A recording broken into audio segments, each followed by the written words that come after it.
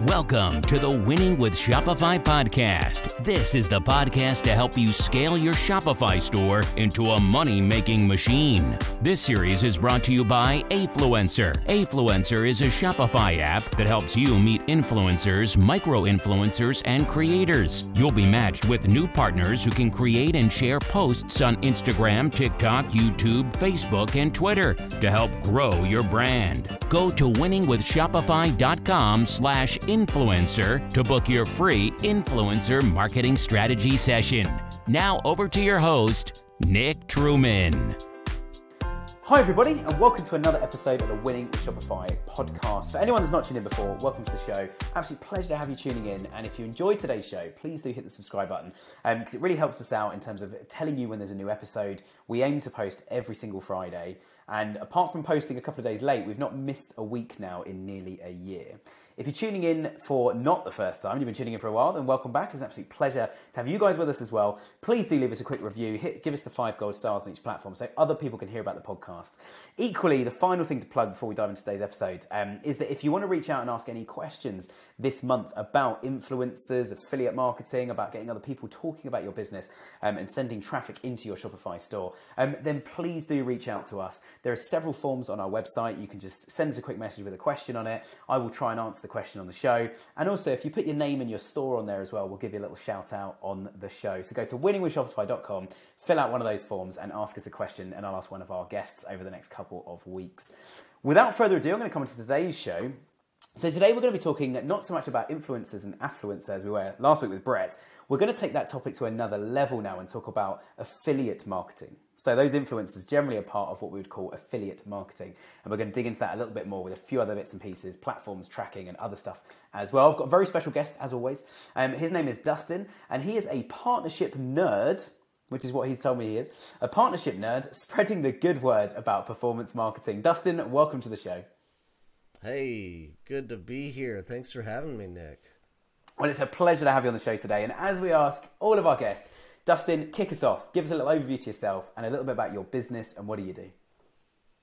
You got it. I've been in this industry 13 years of digital marketing. Affiliate marketing has been my passion, and I've done it all. I've worked at networks, I've worked at agencies, I've worked at publications, I've grown my own agency out, and eventually I found my sweet spot in training affiliate managers and of everything that I know, and built an online course that I sell today. And that's called Performance Marketing Manager, and it's where I help small businesses learn the basics of what affiliate marketing is and train their employees to run a good affiliate program. And I'm out there spreading that good word about affiliate marketing and performance marketing, and I'm just a big nerd about it. I love coming on these podcasts and nerding out with others regarding digital marketing. So here I am. Lovely stuff. Well, one of the nerdiest topics that's been on my mind for the last couple of years is attribution in reporting. And you've promised we're going to talk about tracking at some point. So we'll come on some attribution and see where we get to that in terms of nerding out. But just before we dive into talking about affiliates, Dustin, you're offering something today, aren't you? If people want to reach out to you, they can do a free 15-minute consultation. Do you want to tell us how they can book that? Absolutely. Go to dustinhouse.com/WWS. and that'll go right to my calendar. I give everybody here, all of your listeners, free 15-minute consultation if they're looking for help with affiliate, referral, performance, influencer marketing. I'll just give them all I've got for 15 minutes. Nice. And if I'm not the right person to hire, I'm going to point you in the right direction. So it's free. Come take advantage of it. Nice, love that. And if anyone wants the spelling, it's Dustin Howes, Howes spelled HOWES.com/WWS. So winning with Shopify, WWS. Lovely stuff. Well, let's dive in then. So some of our listeners, and some of them will know what affiliate marketing is, or will think they do. Give us a quick overview. What is affiliate marketing? Like, what are we actually talking about on today's show? Affiliate is anybody with a website or some kind of online presence has a link that leads through some kind of tracking attribution software and eventually goes to a merchant, a brand, where people make a purchase and then they kick back a percentage of that sale back to the affiliate, and the affiliate can make a living off this. Some are better than others, obviously, out there.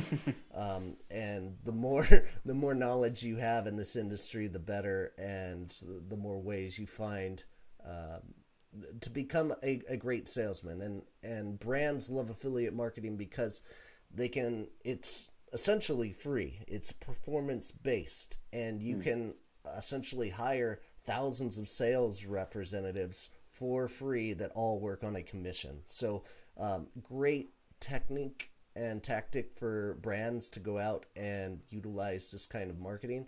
But it's not as easy as your PPC world where you just turn it on all of a sudden. So a lot of intricate details behind creating an affiliate program that people don't really understand.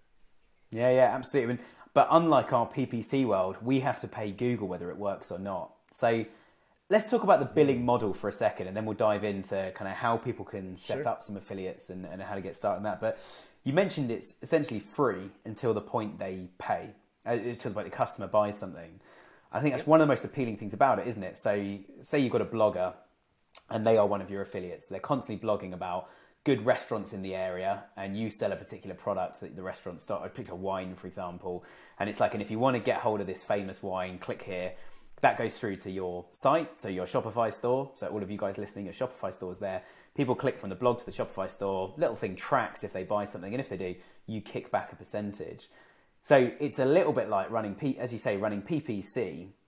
The difference is you don't pay per click, you're paying per acquisition, CPA, because you've acquired a new customer. So I guess the first question is, what are some of the different models you could set up, some of those financial models with different affiliates? What would that look like? Well, everybody's going to want to be paid a little bit different, depending on what kind of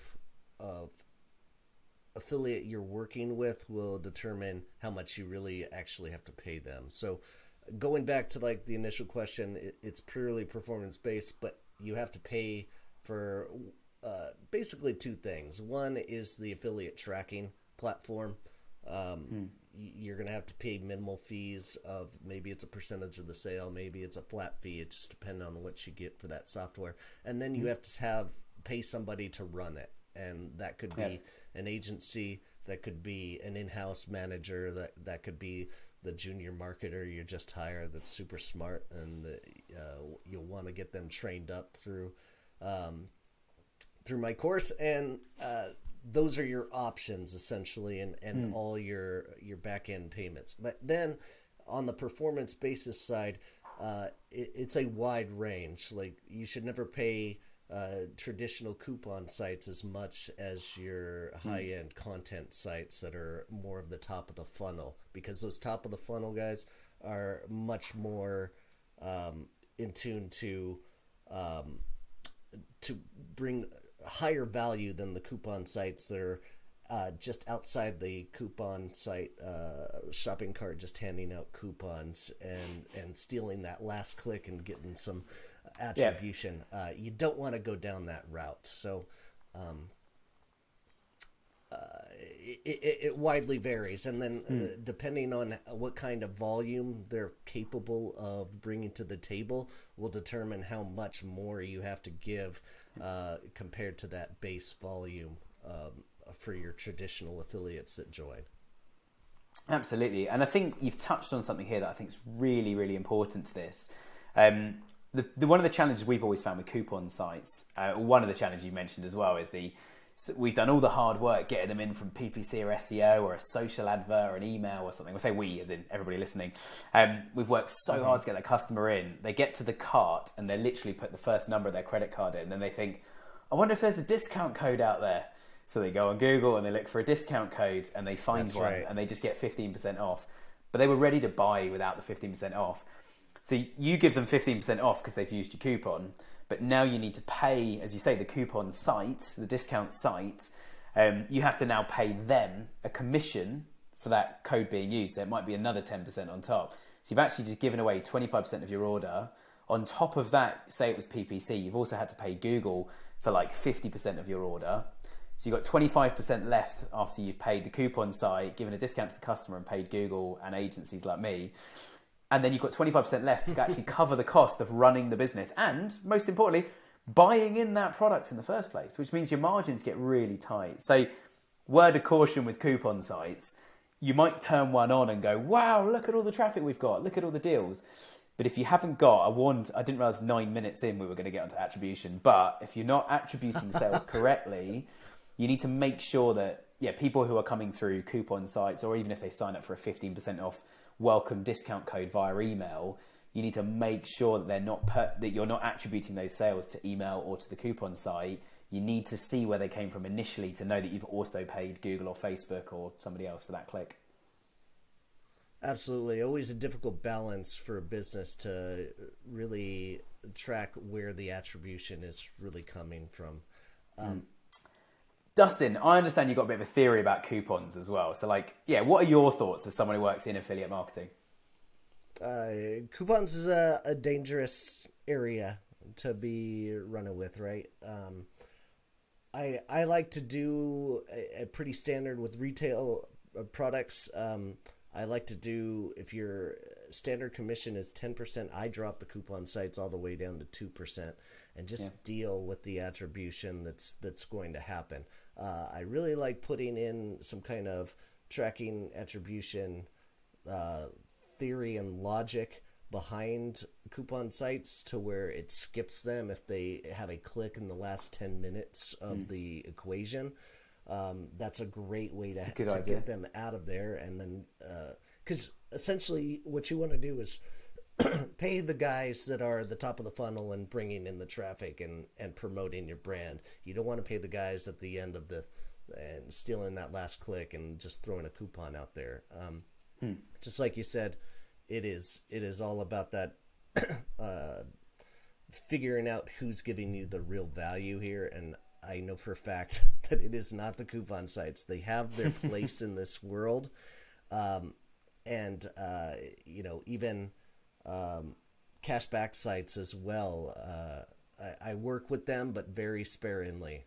So you keep the ones that you trust, that you can get a hold of, that you can adjust the coupons with, and you pay the coupon sites 2%, you pay the cashback sites 4%, and if they want to give you additional exposure, then you can up their payout, but not until then.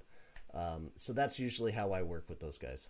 Yeah, and it's difficult, isn't it? Because as a consumer, I always click on a cashback link, and I actually shop now within the cashback site. So if I want to buy a new jumper, in fact, when I bought this jumper a few months ago, I went into the cashback site to look for men's clothing brands in there. These guys had a really good cashback, so I went and did that. Then I used Honey, which is a lovely little plugin that finds the discount code, and you save loads of money. The challenge, though, is these businesses still need to make money. So for me, it's all on offer, and I've chosen to use them through that, which also means I haven't clicked on a Facebook or a Google ad. So I've also not been privy to that part.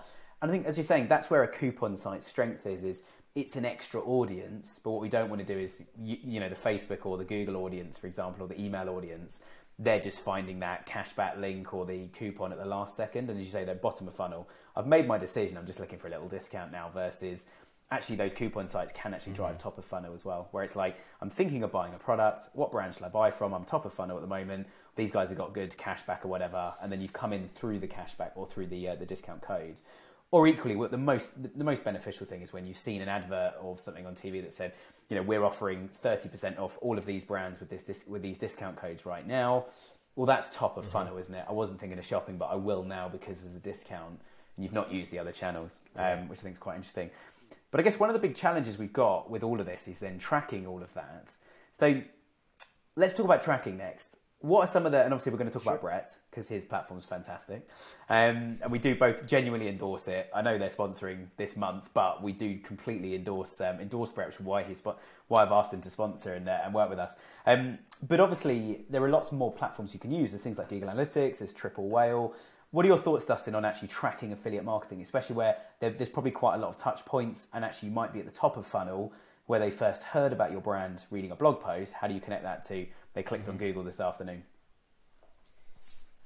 Well, first off, I've never seen a perfect affiliate program. and affiliate and like tracking attribution done completely right. Everything is in businesses, everybody's just trying to keep up with that next level, and nobody ends up like planning it out from the beginning to what it should really look like. In an ideal world, I would bucket everything. Like if PPC and affiliate gets a click, let's give them both 50% attribution. That would be lovely, wouldn't it? That would be amazing, right? And then you could see the real metrics behind who's got the most value.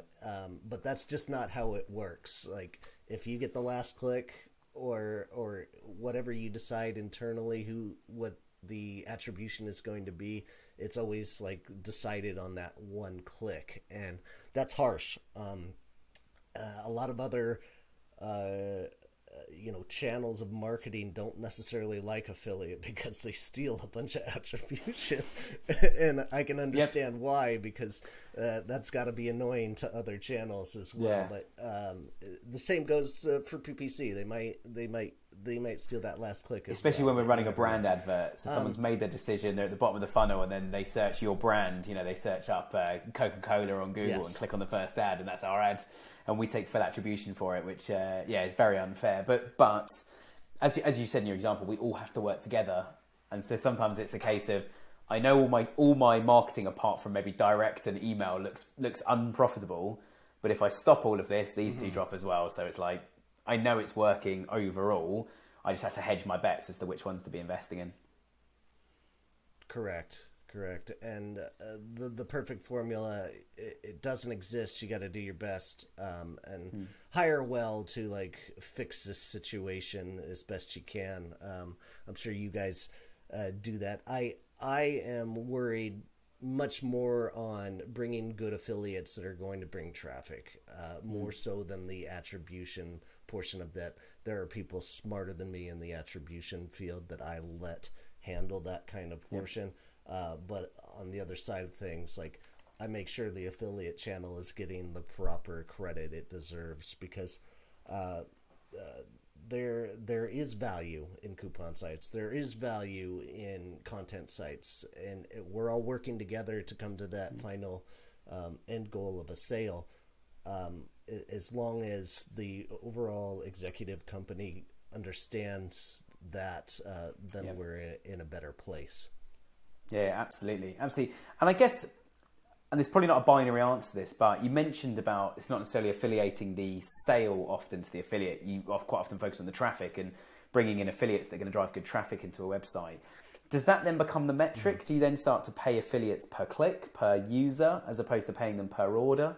Especially if it's a longer, if affiliate is recommending a sofa to buy, you're going to be so many clicks later, your cookies have refreshed, you're not going to attribute a lot of it back, but you can see that they've sent good traffic, it's got a low bounce rate, good time on site. A lot of these guys are filling out information pack forms, etc.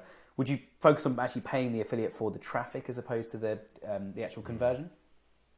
It sounds good in theory, but it is almost always a bad idea, and here's the reason why. Okay.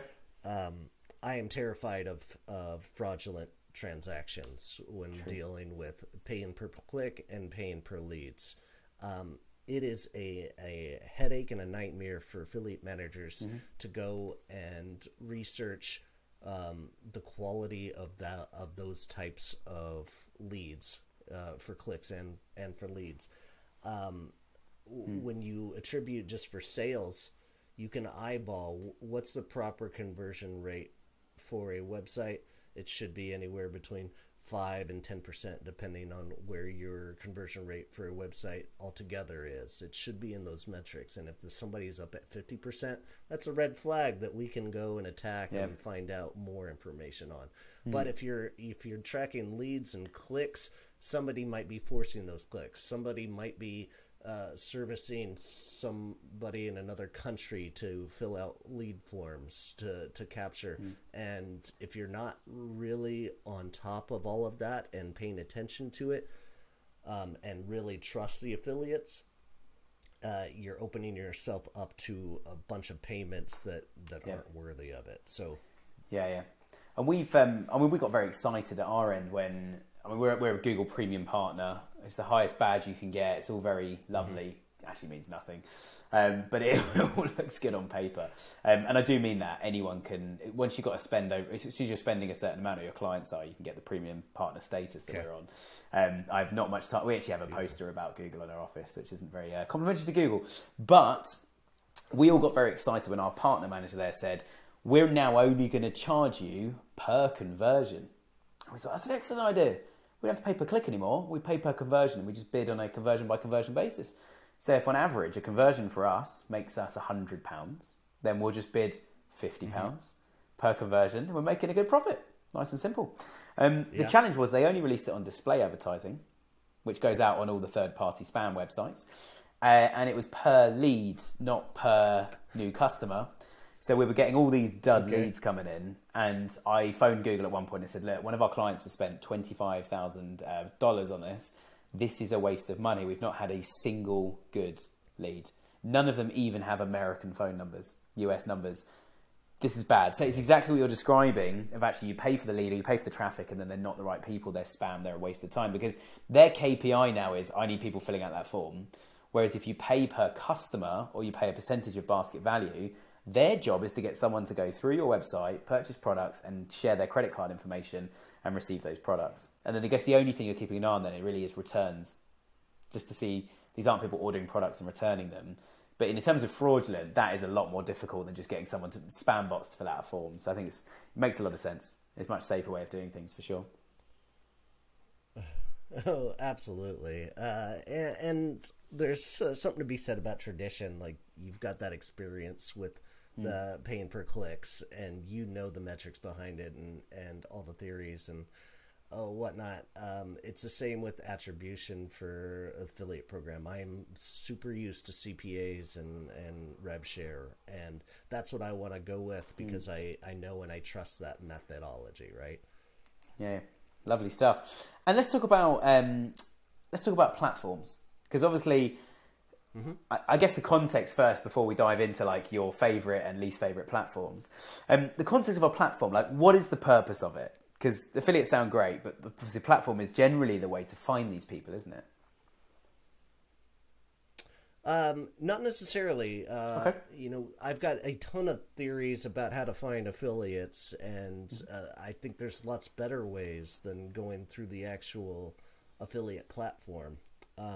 One thing, affiliate platforms, when you're researching and trying to decide which one to go through, you'll run into salesmen that are saying, "Oh, we have millions of publishers on our platform, and they're ready and willing to come work with you."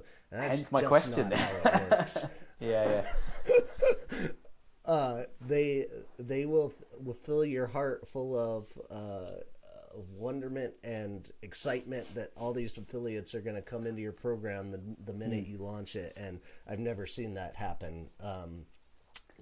But what actually happens is you find you get on a platform, and then you're instantly you'll get hundreds of applications from tons of coupons and cashback sites from outside countries that are just trying to join every program under the sun and then go and fraud you. But what really matters is that you go and hunt down the affiliates that matter. One of my favorite ways to go about that, we'll get into it a little bit later, but let's stay on the topic with like platforms. What are my favorites? For retail products, I almost always go to ShareASale first and ask them the questions. They have a really easy integration process that takes less than 2 weeks, and that's from somebody that doesn't know what they're doing, and testing and everything. It's really quick. It's a $500 integration fee for last time I checked, and the tracking attribution works. That's the main thing. Like some platforms I have had issues with in the past. I'm not going to name those, of course, but that's a different topic. Another big one that I absolutely love is Impact. Impact traditionally had more of an expensive product, but they recently dropped in this $30 price point for anybody to come in and join up, and you get all the benefits of having impact tracking attribution software for a really cheap price of $30 a month. And they're really trying to upsell the customers into that next level once you get to a certain level. But you can grow naturally with it and test out the waters of affiliate marketing with them on that price point. So it's really smart product that Impact came up with. They just launched that a couple of months ago and given that offering. And then lastly, if you want to like look at other softwares that are a bit on the cheaper side, because Impact and ShareSale both have and take a percentage of each sale that comes through. So I like going with the Refersion. They have a flat fee, and there's a lot of great possibilities with that platform in terms of capabilities of like giving unique vanity codes to each partner. Really love that. Tracking works.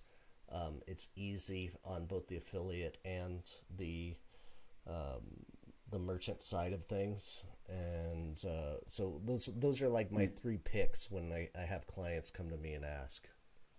Nice. And I guess a big question then. So I love the way you literally dismantled my preconception. I'm not an affiliate expert, but my preconception of like, oh, you join a network and then you can just find lots and lots of cool brands and they tell you what's going on and they go like, yeah, welcome to our platform. Here's 1,000 cool brands. I've been sucked in by that. And that makes a lot of sense as to why when I was running my own Shopify store years ago, it didn't work. So I guess the big question is, well, kind of there's two parts to this. Number one is, what is the point of a platform then? Is it purely the management, the codes, the affiliate tracking? Is that why you'd use a platform to sort of start off with?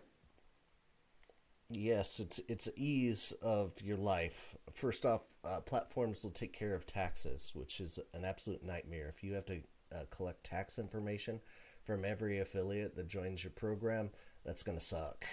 Like, you've got to put that in a proper PII place, and you've got to ask for them. They're not going to give it to you the first email, and it is not going to make your life easy. But platforms actually do this for you, which is one of the greatest benefits of that.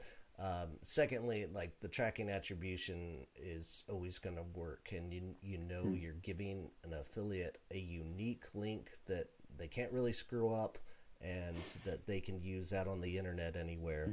And that is great. You can deep link to whatever pages you want to give them. You can give unique deep links to individual affiliate partners. A lot of great benefits, and one of the greatest is I know I knocked this of like joining a network and affiliates swarming in, but they actually, all of them have a platform to go and find affiliates that are existing affiliates within their platform. So you can search for your vertical and your niche and go after the ones that you think would make the difference, because the ones that will make the difference aren't going to come to you. You have to understand that first and foremost about affiliate marketing. It is going to be hard work on the affiliate manager to go and find the right affiliates that are going to bring in the traffic. And for you to find them, it can be a difficult process. And I lean on the affiliate platforms. Impact and ShareSale both have really good user interface and ease with finding the good affiliates that are going to matter. Nice. And that was going to be my second question really, is how do you find affiliates? And I guess you've given us part of the answer, which obviously you can use the platforms to find some good affiliates in your niche. I mean, a good example of that is if you were selling kind of homeware and stuff for the house, a blogger who is an interior designer, for example, who writes a blog post about every job they do, how they design stuff, what sort of stuff they put in there, linking out to your products. That's a perfect affiliate link right there, isn't it? Because they're designing something, pushing it out. How do you go about finding them outside of the platforms then? Is that just a hard graft Google, lots of Googling and try and discover bloggers that are talking about your particular topic? Or actually, are there better tools to do that? Is there a way you can find out what your competitors are using? There are some tools. Publisher Discovery is one of my favorites. Nice. Out there right now, there's a product called Breezy. There's some others out there as well that I won't really endorse. But my favorite tactic of all is to use SEMrush. Nice. Take keywords that you want to rank for SEO wise. Download the first 3 SERPs of each one of those keywords, and then start scraping the contact information for each one of those sites and finding the right person at each one of those sites, because they already have the real estate on Google that's going to matter, that's going to drive the biggest volume of traffic to you. Because if you can put your brand's link on their existing website and articles that are ranking, that is invaluable. That is going to get you instant results. So getting a hold of those people that are in charge of those publications are super clutch. And that's my favorite way to go about affiliate marketing and recruiting affiliates. Awesome. Now, we've covered quite a lot of ground so far in this episode about different areas of affiliates, how to track stuff, platforms to use, how to find them. So I guess my next question is going to be a little bit ambiguous. Is there anything we've not covered in this that's crucial? Whether it's a disaster story that we can all avoid by learning from those who have gone before us, or is there an element to affiliate marketing, or is there a challenge or problem that people are generally going to come up against at some point that we've just not discussed so far in this episode? Well, one thing that we haven't discussed is the big difference between influencers and actual affiliates, right? Yep. I think they live together in harmony, essentially. Every influencer that you go out and try to recruit to your program, almost all of them will want sponsorship if they have a certain level of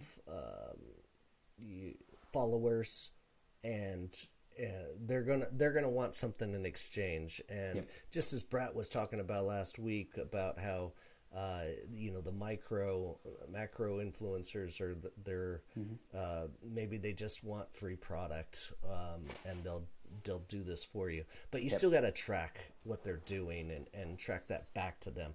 And I always say you want to give them some skin in the game. You want them to have that skin in the game so that they are enticed to bring the product home and sell it to the audience.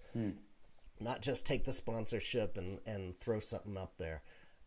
So I like working with Affluencer and a network together. And what I like to do is set up, give them a vanity code that is attributed to them, and have the network actually attribute that partner when that coupon code is used. That's one of my favorite tactics to working with the influencers out there. So I love Affluencer. It is super easy to use. It is very affordable, especially if you just want to dip your toes in this realm. And I found it super easy as like a CRM to keep track of my relationships there, because the CRM aspect of affiliate marketing can be difficult as well. Like some people just use spreadsheets, some use HubSpot, some use other things.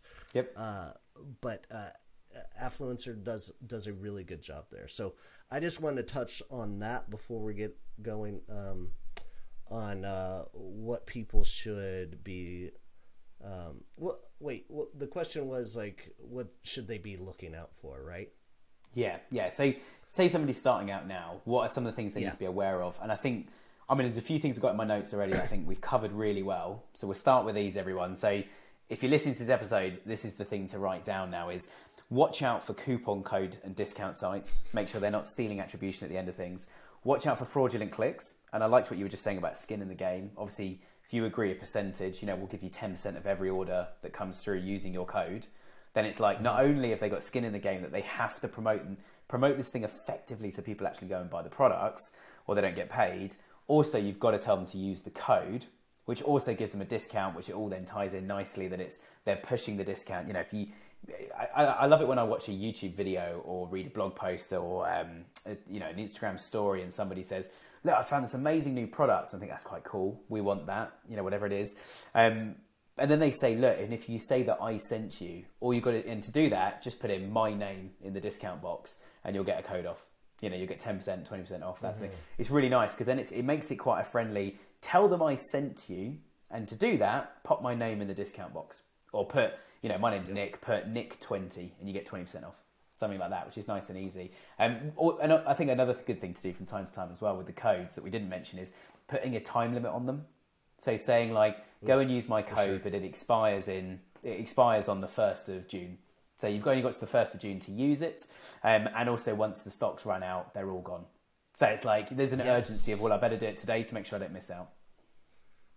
Urgency is one factor of that, and the other factor is you don't want that coupon to be running wild on the internet, and people going to Retail Me Not and stealing and like putting their own code and like using that because then we're back at that end point of like the coupon stage. Is this really? We're back at the coupon site, right? Yeah. Cool. But yeah, anything else that people should be looking out for then? Any other warning signs? If I could advise anybody just starting out and thinking about affiliate marketing, one of the biggest questions I get is essentially, is my brand ready for affiliate marketing? And a lot of time the answer is no. Like I don't take on clients that don't have 50,000 in revenue monthly coming in. And the reason behind that is there is lower hanging fruit in other marketing channels besides affiliate that you need to tighten up. You have to make sure your conversion rate is top notch. You have to use paid traffic and social traffic before you do affiliate marketing because you want those channels tightened up before you bring affiliates to promote your brand, and you got to make sure that that traffic is getting retargeted before you start bringing a bunch of influencers on. So that's usually my baseline. And the second part of that is like get help early. Don't try to wish this to happen. Like everybody's.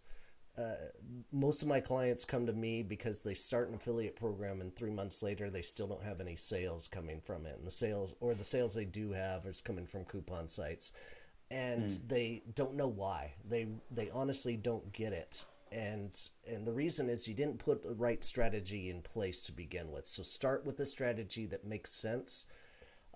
Check out your competitors and see what they're doing, try to emulate them, and put somebody in charge of this program that knows what they're doing, or at least hire somebody to give you a solid strategy and a good starting off point. Yeah, absolutely. I really appreciate all of that, and I think some really good advice as well about getting help early on. I love what you're saying about making sure that the brand is ready as well. We were talking with a few different guests over the last few months who have said very similar things of don't try and scale a bad brand. You know, that is a problem. Like fix the brand, get the product to work, find out who your customers are, what they want. Beautiful. The last thing I'll add on to affiliates, and I'm not very qualified to talk about affiliates, hence why we've got you here with us today, Dustin. But one thing I can talk about is SEO. Now, when you start doing affiliate marketing, there's 3 big components to SEO, and if you've not caught any of our SEO episodes, there's loads of them. Go and check them all out. But one of the things that is really important to SEO, you've got the content on the website, you've got the technical side of the website. Does it load quickly? Is the content, code quick and easy for Google to read and understand what it's doing? And Shopify does a lot of that for you. So you guys, you're welcome. And thanks Shopify for sorting us all out with some good code. But the third thing is offsite. Google wants to see what websites are endorsing your website. So if your product's a hot topic right now, it should be mentioned in the news. It should be mentioned on bloggers' sites. It should be the most talked about thing on the market. And a really good example of this, I would say, both for link building on SEO and also for awareness, is you must know Dyson as the brand. Who are also a British brand, might I say, which is one of the reasons I love using them. So Dyson launched a new hairdryer about a year ago now, and over last Christmas, it was one of the most talked about Christmas presents in the world. Bearing in mind, I say in the world, we're talking Western world, Europe, US, but if you think about it this way, And it's the same with the iPhone. When the iPhone started coming out and Apple computers and kind of premium tech products, if you told me I would be spending 250 or 300 pounds or dollars on a hairdryer, I mean, look at your reaction, Dustin. Yeah, you'd think I'm mad. I'm over it now. I did buy one at Christmas for somebody I love. But if you thought I was doing that, you'd think I'm mad. But the product itself is phenomenal. The brand is strong and everybody loves Dyson. You buy a Dyson product, it's good quality and you know it's going to be good quality. You have an issue, they'll fix it. It's all free next day delivery. Like, they just nailed it in terms of customer approach. But every news outlet was talking about this. Every website was promoting it and bloggers were going crazy for it. So if anyone wants a case study, that's one of the ones I'm pointing at the moment. And we're analysing as a team at my business to see what's going on. But that's the last little cherry on top I thought I'd add to affiliate marketing is link building is really effective. And also it's happening for you now because the affiliates are building links and sending them into your site. So all looking really good. Well, look, Dustin, we've run out of time, I'm afraid, today. But I just want to say a huge thank you. It's been a pleasure having you on the show. And thank you so much for your time. You got it, Nick. Great nerding out with you. Appreciate your time, and thanks for having me, man. Lovely stuff. And just before we disappear, Dustin, as well, if people want to reach out and get that free consultation, they go to dustinhowes.com/WWS. So it's DUSTINHOWES.com/WWS. There we go. So dustinhowes.com/WWS. Got there. Smooth, Nick. There you go. Got there in the end. Lovely stuff. Well, thank you so much, Dustin. Got it. For everyone listening at home, thanks for listening again today. If you've enjoyed today's show, please hit the subscribe button.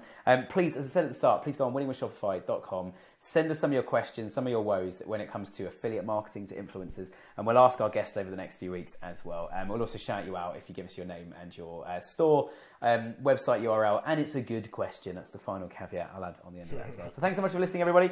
Back again next week, and thanks for tuning in.